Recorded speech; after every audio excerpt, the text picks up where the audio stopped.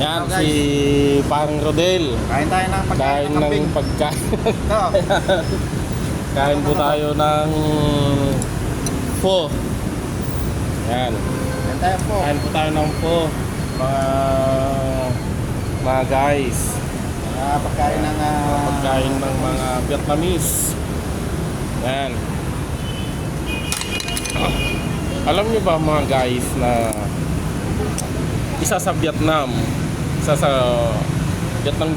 bansang Vietnam ang pinakamalaking nakukonsume ng rice sa buong mundo dahil sa noodles. Although hindi sila kumakain ng rice, pero mas gusto nilang kumakain ng noodles mga guys. Tignan niyo si Paring Rodel, yan.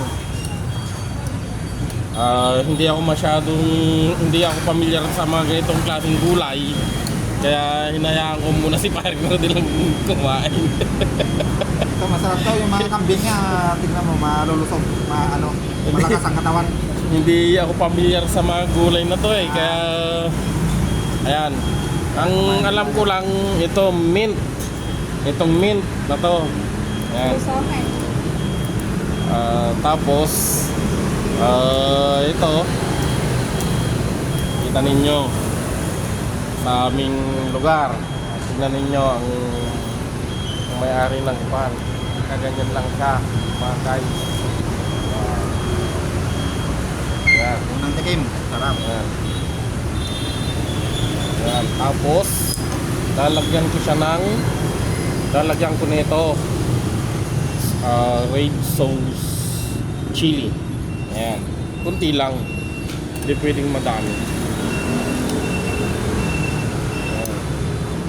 Tsaka Namo nga yung noodles. yan. Masak ng lutong maigit. Yan. Yan si Paring Rodel. Ano ba to? Kain tayo ng buto. Yan yung pinaka pandesal nila dito sa kantin na to. Sa fuhan na to. Matigas to.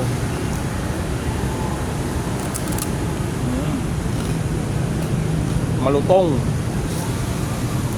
Ayan si Paring Rodel. Sarap.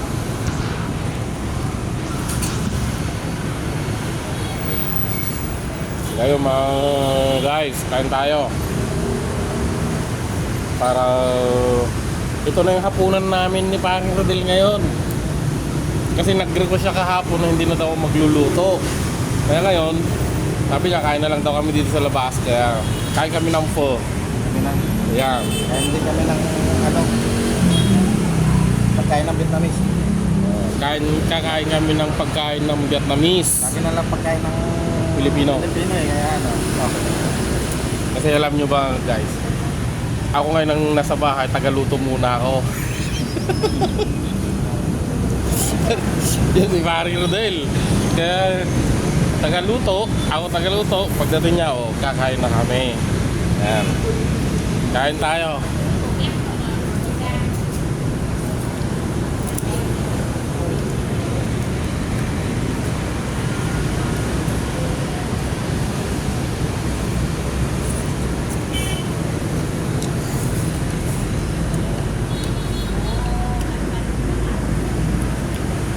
Masarap siya guys, masarap. Yung ganitong noodles, masarap siya. Masarap siya guys. Iniimbita ko kayo dito sa Vietnam na kung sino pwedeng pumunta rito. Invite ko kayo kumain ng ganito pho.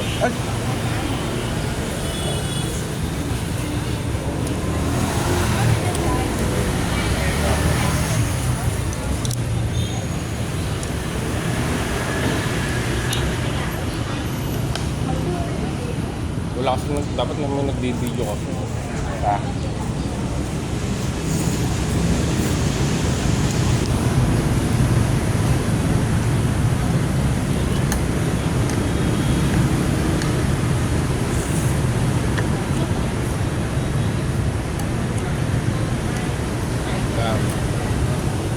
Chili.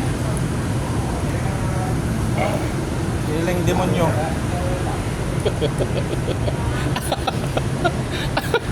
Anghang. Kung bakit naman yung sili dito, yung malalaki sa atin, hindi maanghang. Pagdating dito, napakaanghang yung mga sili na malalaki. Iba yung sili natin sa Pilipinas, iba yung sili dito.